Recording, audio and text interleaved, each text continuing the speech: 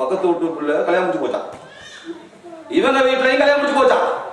பக்கத்து வீட்டு பிள்ளைக்கு 5 பிள்ளையா, இந்த இவனோட பிள்ளைக்கு 5 பிள்ளையா, பக்கத்து வீட்டு பிள்ளை பொத்துச்சா 5 ஆம்பளையா, இவங்களுக்கு 5 பொம்பளையா. பாருங்களே போறாமே, 5 ஆம்பளையா பெத்து போட்டலையா வேலை. அல்லாஹ் சகோதரர்களே, திருமணம் முடிக்கிறாங்க இல்லையா, திருமணம் முடிச்ச உடனே அல்லாஹ் சொல்றான், நீங்க அந்த ஜோடிகளுக்கு கிஃப்ட் கொடுக்கறீங்களா, அன்பளிப்பு கொடுங்க. கிஃப்ட் கொடுக்கலையா,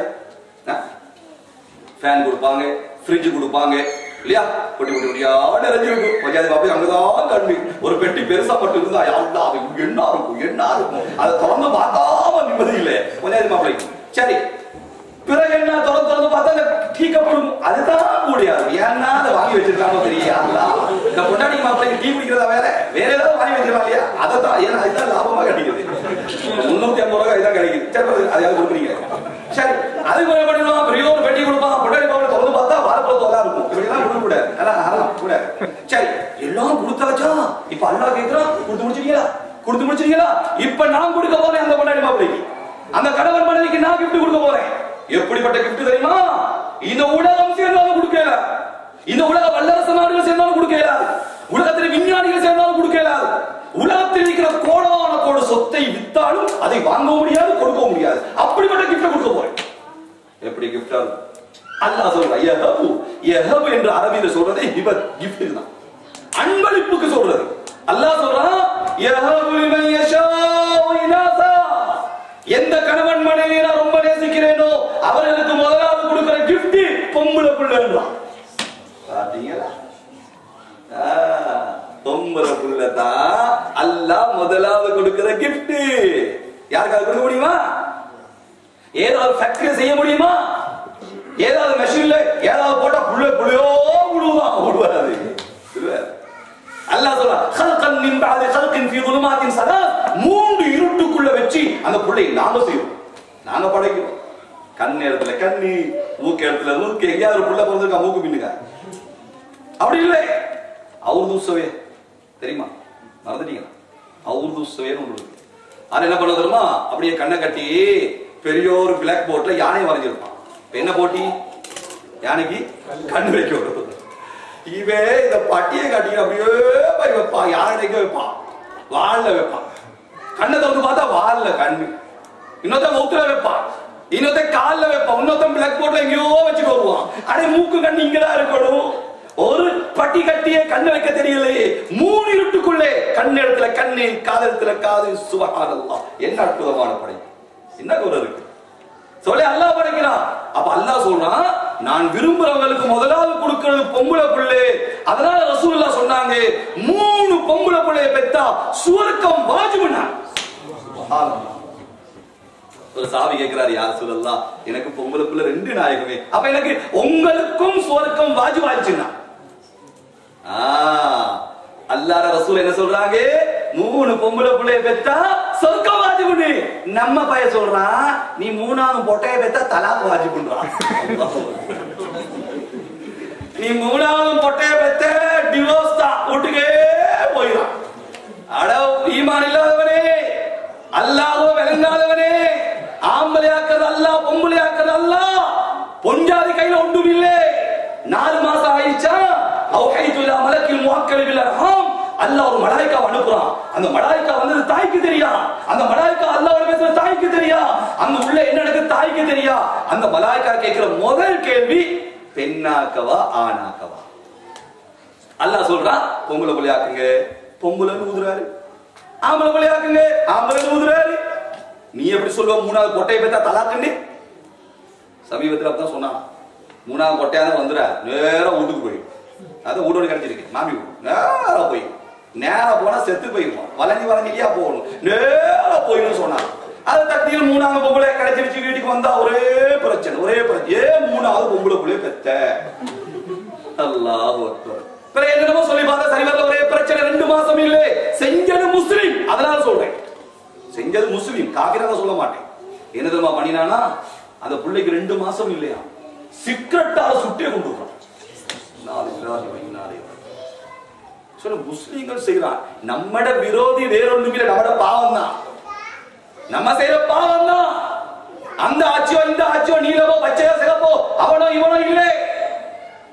மா அஸாபகும் மின் முஸீபா ஃபபிமா கஸபத் ஐதீகும். அல்லாஹ் சொல்ற சின்ன சின்ன பிரச்சனையோ பெண்ணும் பெரிய பிரச்சனையோ வேற யாராலும் வருவதில்லை. பிமா கஸபத் ஐதீன் நாஸ், நீ செஞ்ச பாவம் தான்.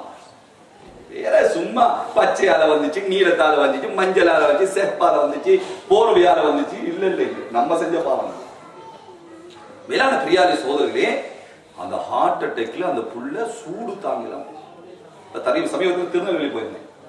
அங்க ஒரு காரு சார் என்ன குழந்தை கிடைக்கிறது, 3ஆவது பொம்பளை பிள்ளை என்ன தலாக்கும் தான், ஏற்கனவே 2 பொம்பளை பிள்ளை.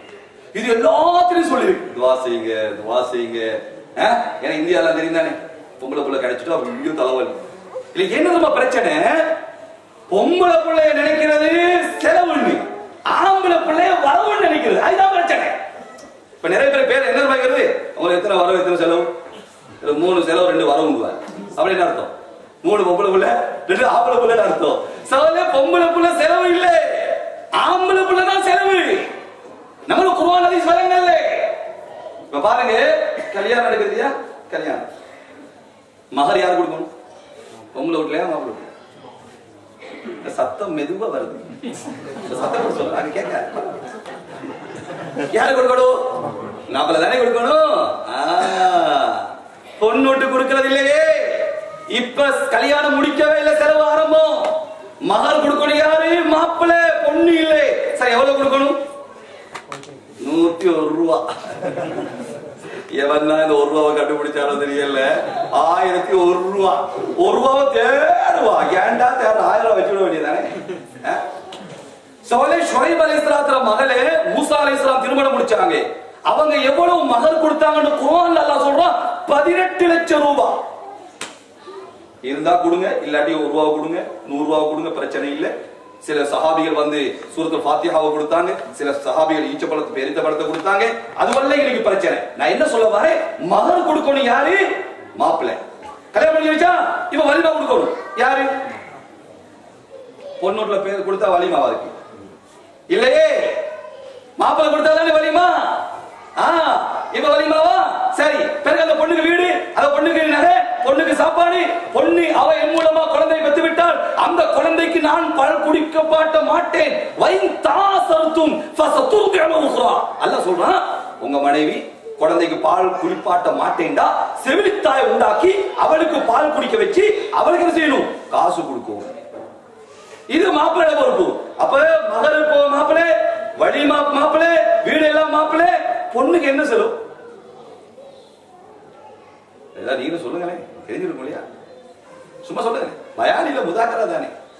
பயான் பெரிய பெரிய உலமாக்கள் பண்ணுவாங்க, நம்ம ஒரு பெரிய ஆளும் கிடையாது, சாதாரண ஒரு ஆள். பொண்ணுக்கு என்ன செலவு சொல்லுங்க. ஒன்றும் இல்லை, ஒன்றும் இல்லை. வரதட்சணை என்பது இல்லை.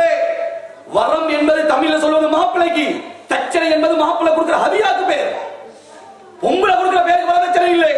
வரம் என்றால் மாப்பிள்ளை, தட்சணை என்றால் மாப்பிள்ளை கொடுக்கிற ஹதியாக்கு பேர்.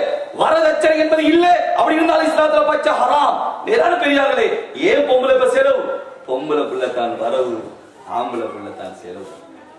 இதை விளங்காம தான் சொல்றது என்ன, பொட்டை பெத்துறாங்க. அல்லாஹ், புள்ள பொம்பளை பிள்ளைய பார்க்கவே ஒரு பெருமூச்சு. எவன் தலையில கட்டுவனோ, அது சொல்லுது. நீ எவன் தலையில கட்டிக்கிறார, நானே கட்டிக்கிற ஓடிடு வச்சா லேசி தானே. நீ எவன் கட்டி தட்டா கத்தாத, பார்த்தால் ஒரு பெருமூச்சு. அல்லாஹ், பாகுபாடு காட்டி பாவியாயிராய், பாகுபாடு காட்டி பாவியாயிராய்ங்க. சோலை சொன்னாங்க ரசூலுல்லாஹ், குழந்தைகள் விஷயத்துல நீதமாறுங்க.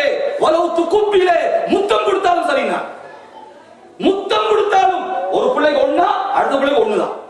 ஆம்பளை பிள்ளைக்கு ஒரு முத்தமா, பொம்பளை பிள்ளைக்கு ஒண்ணுதான். விளைவிலையா பிறந்துட்டான், அவனுக்கு ஒண்ணுன்னா கொஞ்சம் கற்ப பிறந்திருப்பானே, அவனுக்கு ஒண்ணுதான். விளைச்சா இல்லையா, ஒருத்தன் விளைவிலையா பிறந்துட்டான். சுப்ஹானல்லாஹ். என்ன ஆஜியா இல்ல விளைவே இருக்க, நாங்க கை வச்சா தெரியுங்க, நீங்க கை வச்சா விளைவிலையா பிறப்பானோ. அடுத்தது என்ன பண்ணிட்டா, கொஞ்சம் கற்பா பிறந்துட்டான். ஆஜியார் என்ன கதை, கற்பம் வந்த மாதிரி தெரியுது, எல்லாம் நாட்டம். சரி, வெள்ளையா பிறந்தா உங்க கை கை இது, அப்ப கர்ப்பம் வந்தா விளையாட வேலையோ. அதனால மேலான பெரியாரே சில பேர் சொல்லுவாங்க, குழந்தை கிடைக்கிற நேரம் இந்த கஸ்தூரி குங்குமம் இருக்கே அத பால்ல போட்டு குடி குடி குடின்னு குடிச்சா ஜகஜவேன்னு புள்ள பார்க்குமா. அது தெரிஞ்சுட்டு வைங்க, சூடாங்காலுக்கு தான் எல்லாமே ஏற்படும். சூடாங்க இருக்கிறானே கஸ்தூரிய திங்க மாட்டோம், விழுங்குவான். அப்பையும் கருப்பாதான் பிறக்கும். சவலே அல்லாஹ் நாடினா வெள்ள, அல்லாஹ் நாடினா கருப்பு, அல்லாஹ் நாடினா பொம்பளை புள்ள, அல்லாஹ் நாடினா ஆம்பளை புள்ள. இவ்வளவுதான் விஷயம். எல்லாரும் சொல்லிச்சான், என்னது துவா செய்யுங்கப்போ, மூணாவது பொம்பளை தலாக் ஆகிடும் எல்லாம் சொல்லி சொல்லி எல்லாரும் துவா செஞ்சிருக்கிறாங்க. கடைசியில பிரசவ வேதனை உண்டாயிருச்சு, குழந்தை கிடைச்சிருச்சு. அந்த தாய் பார்த்தாலாம் பொம்பளை புள்ளை சொல்லி அந்த பிள்ளைய பார்த்து அதிர்ச்சியில தாயும் மௌத்து பிள்ளையும் மௌத்து கொடுத்து வச்சது. இப்படிப்பட்ட மிருகங்களோட வாழாம போய் சேர்ந்துருச்சு. அல்லாஹ் விலங்கல்ல, துனியா துனியா துனியா 24 மணி நேரம் காசு காசு காசு, பணம் பணம் பணம், எப்படியாவது பணம் வரட்டும். ஹராமோ ஹலாலோ, தொழுகையோ நோம்போ, அது ஒண்ணும் இல்லை, பணம் பணம் வேணும். जिंदगी भर कमाता रहा हीरे मोती, क्या तुझे मालूम न था कफन में जेब नहीं होती. முழு வாழ்க்கையும் காசு பணம் சம்பாதிக்கிறியே, உனக்கு என்ன அறிவில்லையா? கஃபன் செய்யற நேரம் ஜேபா இருக்கு, கஃபன்ல சேப்பு இருக்கா? ஏன் கண்டுறீங்களா? கஃபன் செய்யற நேரம் சேப்ப வச்சு அதைக்கிறான். பாப்பா கஷ்டப்பட்டு சம்பாதிச்சு போட்டு அனுப்ப இல்லையே, இல்லையே சகோதரர்களே.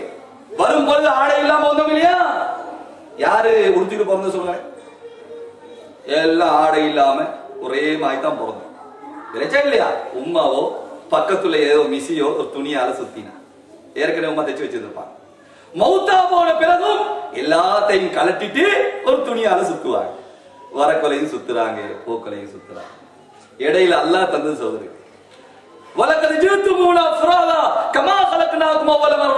எப்படி நீ தட்ட தனியா ஒன்றும் இல்லாமல் வந்தியோ அதே மாதிரி மௌத்தா போன பிறகும் ஒன்றும் இல்லாம வந்துடும். அமல் மட்டும்தான் போகும். அமல்